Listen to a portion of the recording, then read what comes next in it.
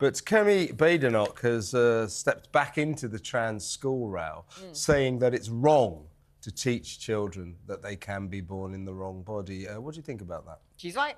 OK, thank you. And you, James? I think, in a few more words, yes, she is right. I think that it's become a really, really fraught and emotive issue, right? All parents watching this will be worried about this issue. Teachers as well, right? They've been looking for guidance as to how they deal with this, and that was the guidance that came out yesterday. But it's something that I think we have to recognise is, at least in part, there's a social contagion element to it. And that's not to call anybody any horrible names or anything like that. But I think we have to point out that with the huge spike in people reporting that they think that they're wrong in the wrong body or that they're non-binary or any of these sorts of issues, the likelihood of that actually being true is vanishingly small. And I think that it's more likely that these children often turn out to be autistic or gay or depressed or some of these other things that teenagers go through, and that instead now, because of TikTok and things, they look at this and they go, oh, actually, that's what I am now. Right, you just lift up the bonnet on some of the statistics here, and about far less than 0.1% of the population had gender dysphoria, a psychological problem, basically, which affects mostly men.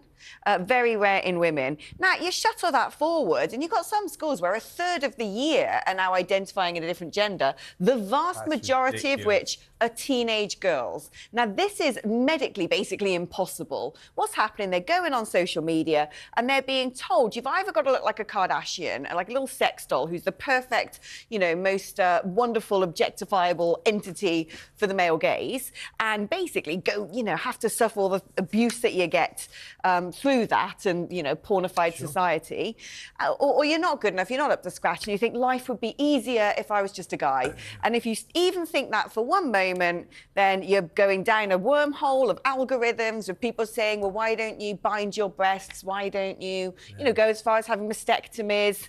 That, it's actually encouraging people and making a psychological problem fashionable. You don't do that with schizophrenia. You don't do that with depression and say, oh, wouldn't it be great fun if you were a schizophrenic? In a previous generation, teenage girls in schools had a real problem with things like bulimia, starving themselves and all these kinds of things, right? But you didn't have little shiny devices in their pockets every time they open it up with people on there saying, yeah, that's it, you starve yourself, go on, go and do that. Of course not. And yet, unfortunately, to some extent, that's what's happening here. And the important bit to recognise is that, as the Dame Hilary Cass report came out with, and again this guidance goes into, that this idea of social transitioning, so you just start calling people by different names, letting them wear different uniforms and wigs and things like that, that's not a neutral act. That makes it more likely that someone will go down the road towards medical transition. Yeah, I just think that guidance is not good enough. I agree with Liz Truss.